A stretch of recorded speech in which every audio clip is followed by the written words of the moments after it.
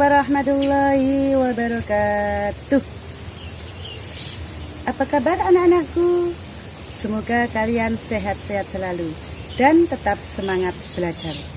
Seperti biasa, sebelum pembelajaran dimulai, marilah kita berdoa dulu semoga mendapatkan ilmu yang bermanfaat dan mendapatkan perlindungan dari Allah Subhanahu wa Ta'ala. Berdoa mulai. Berdoa selesai. Anak-anakku yang soleh dan solihah, untuk pagi hari ini pembelajaran bahasa Indonesia yang kita bahas adalah mengenai cerpen. Kalian tentunya tidak asing lagi dengan istilah cerpen, karena sudah beberapa kali, bahkan seringkali kalian membaca, mendengar dan menulisnya tentang cerpen. Apalagi bulan Agustus kemarin di MTSN 2 Sidoarjo mengadakan lomba menulis cerpen. Tentunya kalian sudah tahu tentang cerpen. Untuk pembelajaran pagi hari ini saya tidak akan menjelaskan lebih detail, hanya mengingatkan kembali semuanya yang lupa atau habis ulangan PTS, kalian kita ajak untuk mempelajari tentang cerpen. Untuk penjelasannya, marilah kita simak di PowerPoint berikut. Pelajaran Bahasa Indonesia kelas 9 bab 3 tentang teks cerita pendek.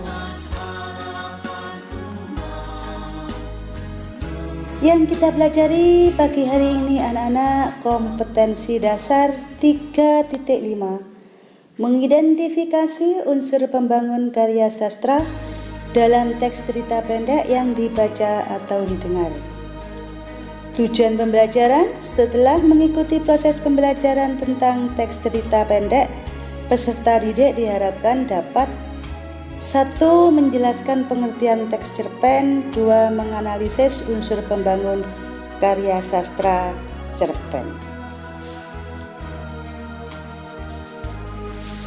Yang dibahas dalam teks cerita pendek yaitu 1.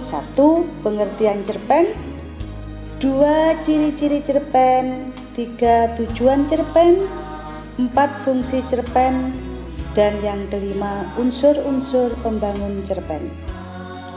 Marilah kita jelaskan satu persatu. Pengertian cerpen. Cerpen adalah suatu karya sastra yang memaparkan kisah atau cerita yang isinya kehidupan seseorang yang diceritakan secara ringkas, yang berfokus pada suatu tokoh yang di dalamnya terdapat permasalahan serta solusi dari masalah yang timbul. Menurut beberapa ahli mendefinisikan pengertian cerpen sebagai berikut.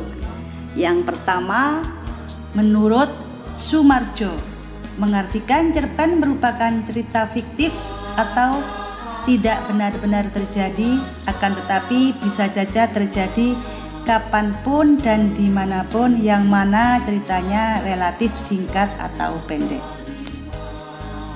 Yang kedua, menurut H.B. Yasin, cerpen adalah cerita yang pendek. Ini kadang-kadang diperdebatkan pendek panjangnya cerita.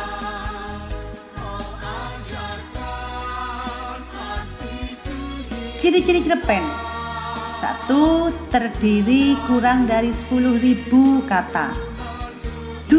Selesai dibaca dengan sekali duduk. 3. Bersifat fiktif. 4. Hanya mempunyai satu alur saja atau alur tunggal. Yang keenam, penggunaan kata-kata yang mudah dipahami pembaca. 7. Bentuk tulisan singkat, lebih pendek dari novel. 8. Penokohan dalam cerpen sangat sederhana. 9. Mengangkat beberapa peristiwa saja dalam hidup. 10. Kesan dan pesan yang ditinggalkan si pembaca sangatlah mendalam sehingga si pembaca ikut merasakan isi dari cerita tersebut.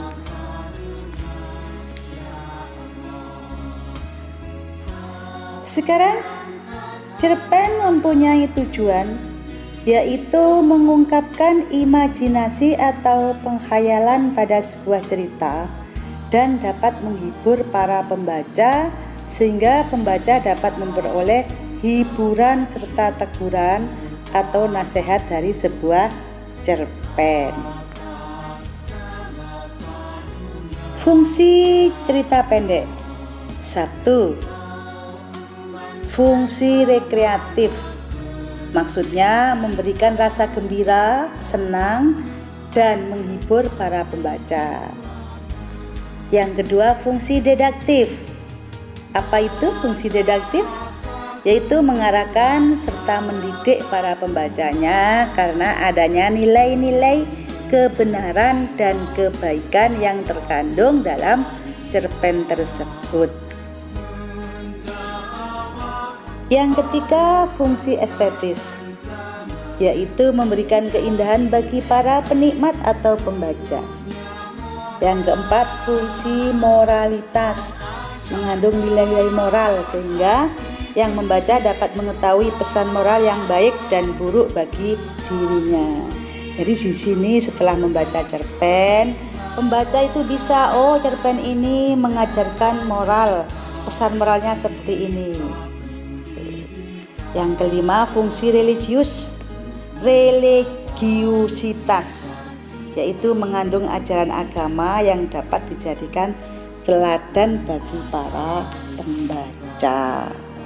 Itu fungsi cerita pendek. Sekarang unsur-unsur pembangun cerpen. Ada 2 unsur. Yang pertama unsur intrinsik, yang kedua unsur ekstrinsik. Unsur intrinsik yaitu unsur yang berasal dari dalam teks cerpen tersebut. Ini harus ada dalam cerita karena sebagai pembangun cerita pendek. Yang kedua unsur ekstrinsik, unsur yang ada di luar karya sastra. Kalau ekstrinsik nggak harus ada dalam karya tersebut, boleh ada, boleh tidak. Yang termasuk unsur-unsur intrinsik cerpen. 1. Tema. Tema merupakan inti atau pokok yang menjadi dasar pengembangan cerita. Jadi sebagai inti, sebelum menulis cerpen tentunya harus menentukan tema. Temanya apa? Membaca cerpen harus tahu, cerpen yang saya baca temanya ini. Yang kedua, tokoh dan penokohan. Tokoh merupakan pelaku cerita.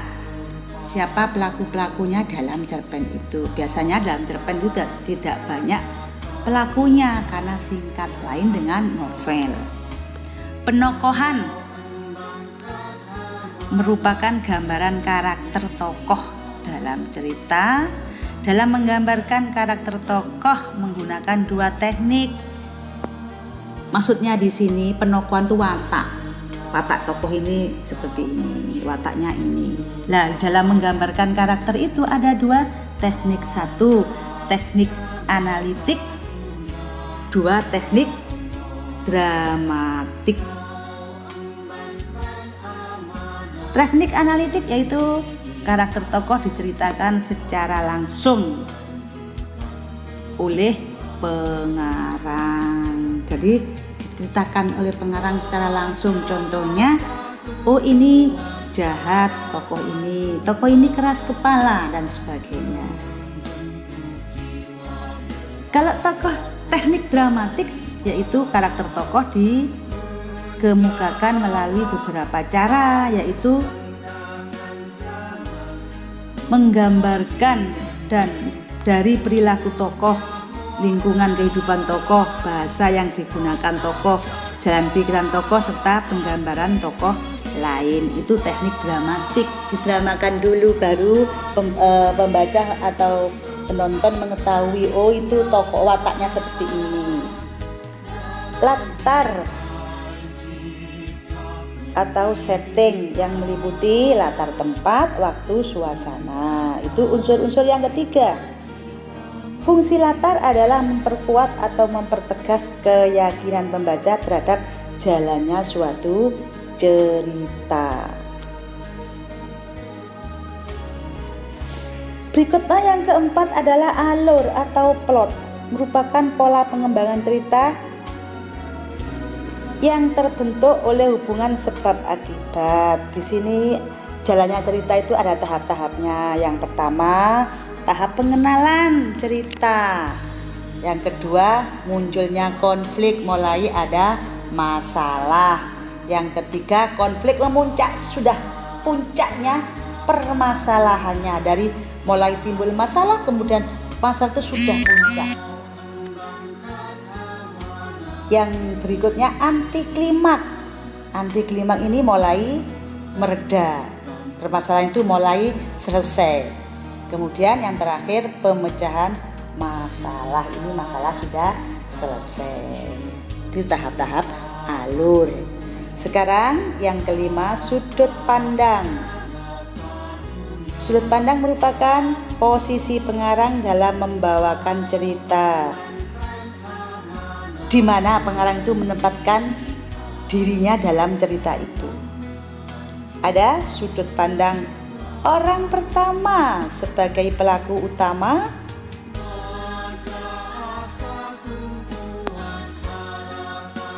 biasanya dalam sudut pandang orang pertama disebut juga sudut pandang akuan. Pelaku utama biasanya dalam cerita menggunakan kata aku, saya.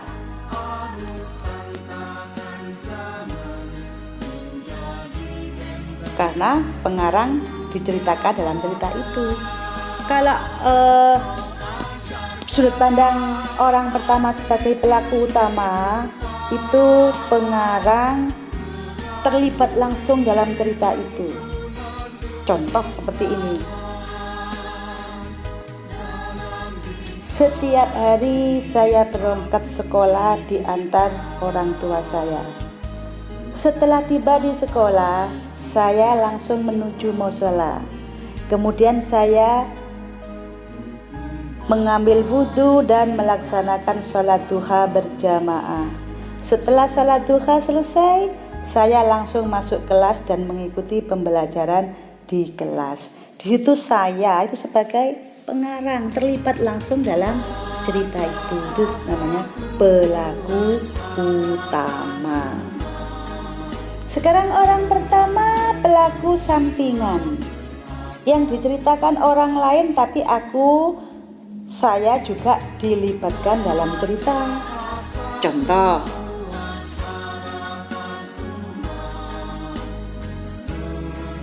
ketika sholat duha berlangsung, teman-teman serentak melaksanakan sholat duha berjamaah.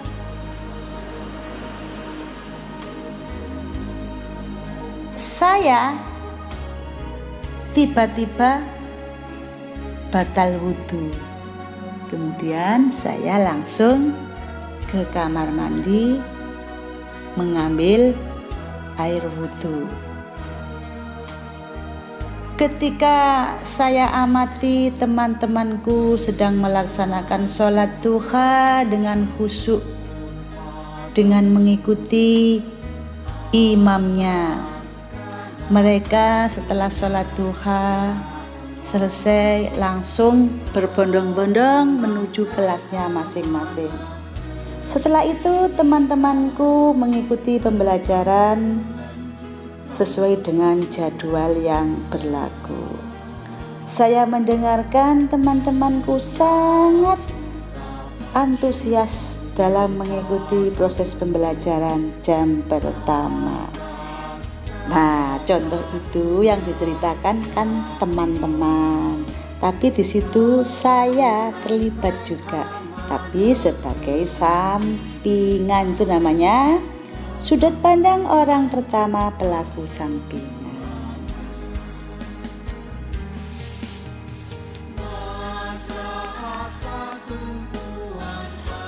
Yang kedua, sudut pandang orang ketiga. Biasanya dalam sudut pandang orang ketiga disebut juga sudut pandang diaan, karena kata yang digunakan dalam cerita kata dia, iya. Ini ada dua sudut pandang orang ketiga. Orang ketiga serba tahu dan orang ketiga terbatas. Kalau orang ketiga serba tahu, yaitu yang diceritakan orang lain, pengarang mengetahui segalanya. Dari proses cerita dari awal sampai akhir diketahui semua.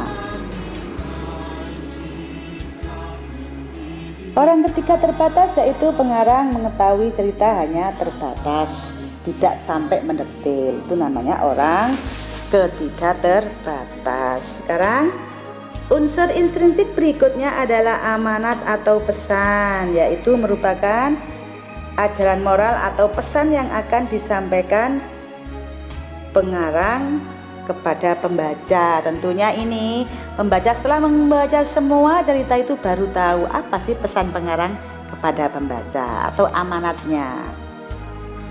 Gaya bahasa atau majas merupakan cara mengungkapkan pikiran melalui bahasa secara khas yang memperlihatkan jiwa dan kepribadian penulis memakai bahasa.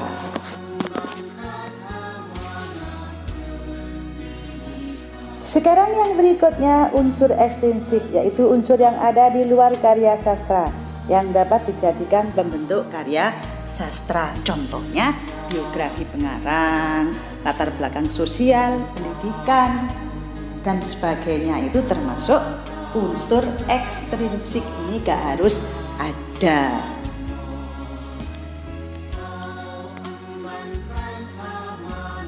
Nah, anak-anak, itulah penjelasan tentang teks cerpen.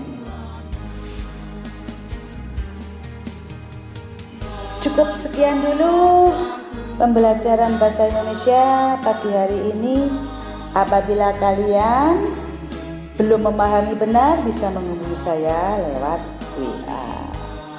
Dan tugas kalian seperti biasanya melalui kuisis. Semoga kalian sukses dan selamat mengerjakan. Saya akhiri. Assalamualaikum warahmatullahi wabarakatuh.